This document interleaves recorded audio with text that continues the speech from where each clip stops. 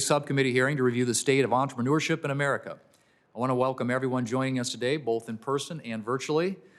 For much of our nation's history, entrepreneurship has enabled both American progress and American prosperity. It is the bedrock of the American dream and has led to the economic mobility of millions of citizens. Over the course of the last 50 years, venture capital has played an increasingly important role in the continuation of America's entrepreneurial spirit. The venture capital model has led to tremendous economic growth in recent decades, and venture capital investment has resulted in some of America's most profitable and consequential companies.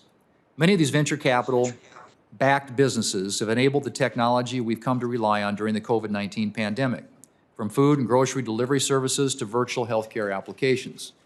Today, it often feels as if entrepreneurs and venture capitalists go hand in hand, the former depending on the latter to scale and to realize their full impact.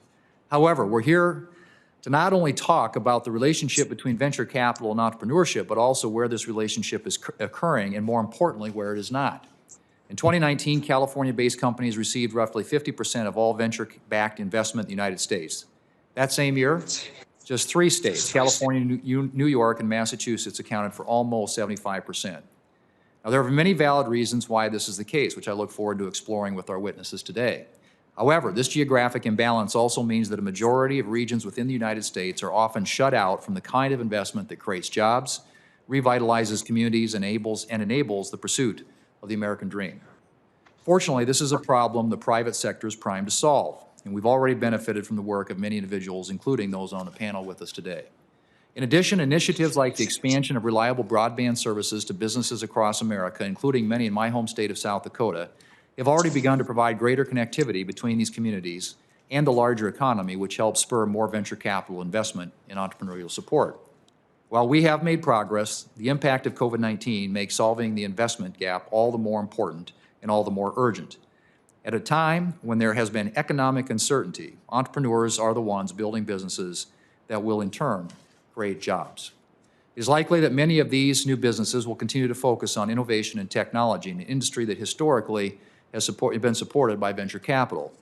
Without greater access to capital in underserved regions, the flow of talent, wealth, and opportunity will continue to move to only a handful of coastal cities, and the full reach and diversity of American ingenuity will go unrealized. I've seen firsthand what rural America has to offer. In my home state of South Dakota, we have entrepreneurs working on therapeutics and other services to combat the COVID-19 pandemic. We have technology companies delivering the next generation of precision agriculture. And against increasing competition from countries like China, I believe more investment in American entrepreneurship in all regions of the United States will better position us in the long run. At the end of the day, it's not going to be politicians and regulators driving the next wave of American innovation. It will be the private sector that will ultimately expand economic opportunities across the United States. And it is my view that the best the government can do is to fully recognize this and then actively try to not stand in the way. Today, I hope this panel will shed light on this important topic and bring to Congress's attention the diverse voices of the American entrepreneurs, the entrepreneurs who live in San Francisco and New York City, as well as the ones who call places like Boise, Atlanta, or Rapid City home. To explore this topic, we're excited to have a panel today that represents the full geographic range of American entrepreneurship. We're joined by Mr. David Hall, who serves as the Managing Director of Revolution's Rise of the Rest Seed, I should say, fund, which is based here in D.C. Ms. Jan Garfinkel, who's CEO of Arboretum Ventures in Michigan.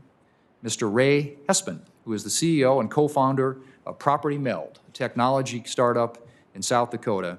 And Ms. Dawn Lippert, CEO of Elemental Accelerator, a startup accelerator based out of Hawaii. I want to thank you all for joining us here today. I look forward to hearing your testimony, and I now want to recognize by screen Ranking Member Schatz for any opening remarks that he would like to make. Senator Schatz, are you with us?